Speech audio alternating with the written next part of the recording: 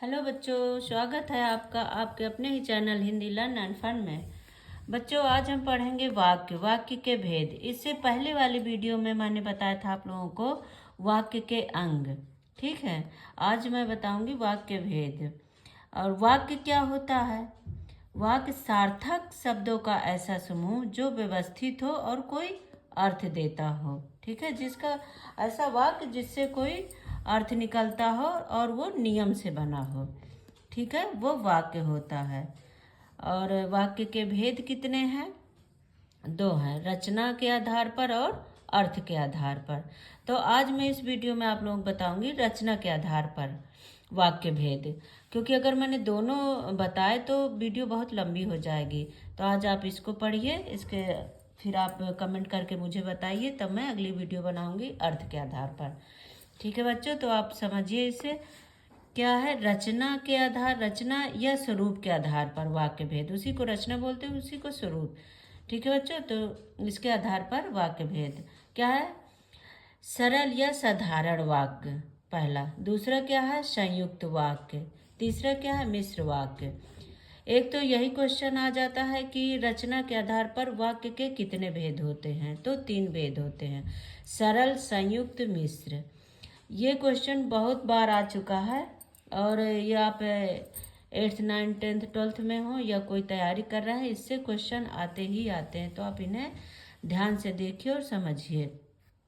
ठीक है, सरल वाक्य क्या है? जिस वाक्य में एक ही क्रिया होती है उसे सरल या साधारण वाक्य कहते हैं। जैसे घोड़ा पानी पी रहा है, तो घोड़ा क्या हो गया? घोड़ा तो संज्ञा हो गया। ठीक है, और पानी पी रहा है, तो पी रहा है क्या हो गया?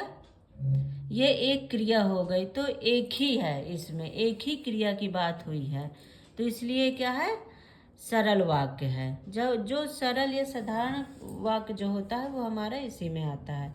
ठीक है, जैसे राम स्कूल जा रहा है। ठीक है, तो ये क्या हो गया? ये सरल वाक्य में आ जाते हैं। इसमें क्या है कि एक ही क्रिया होती है। और संयुक्त वाक्य क्या है? जहाँ दो अथवा दो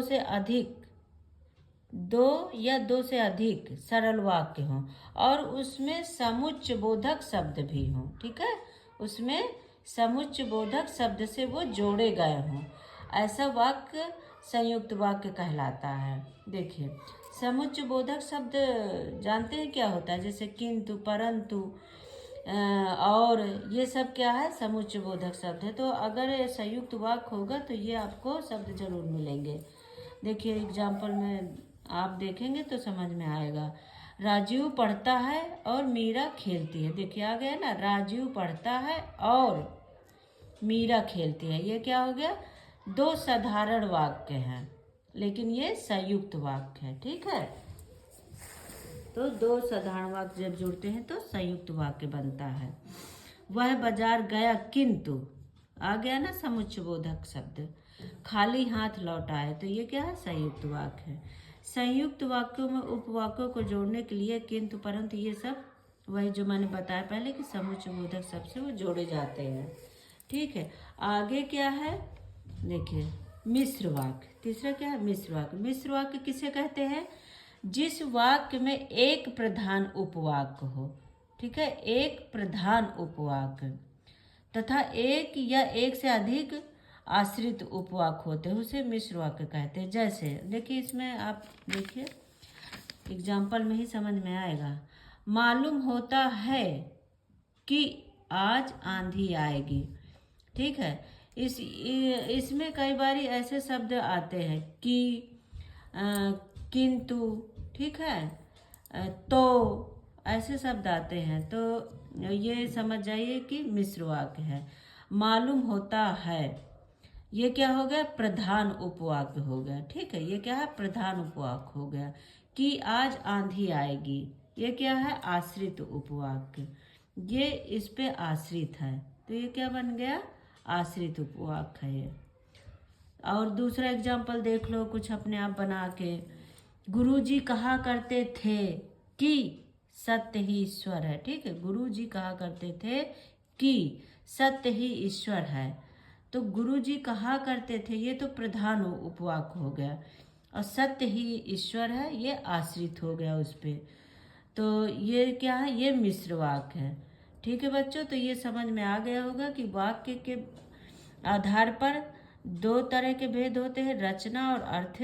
रचना के आधार पर तीन तरह के हैं, सरल, संयुक्त, मिश्र। इनका मैंने बता दिया है आप लोगों को, बड़े सरल तरीके से आपको समझ में आ गया होगा। अगर कोई दिक्कत आती है तो आप कमेंट करके ज़रूर मुझसे पूछिए। अगली वीडियो में बनाऊंगी अर्थ के आधार पर वाक्य भेद। ठीक है बच्चों, तो आप देखिए, सब्सक्राइब करिए, अपने बच्चों को भी, अपने दोस्तों को भेजिए और लाइक करिए। Thank you.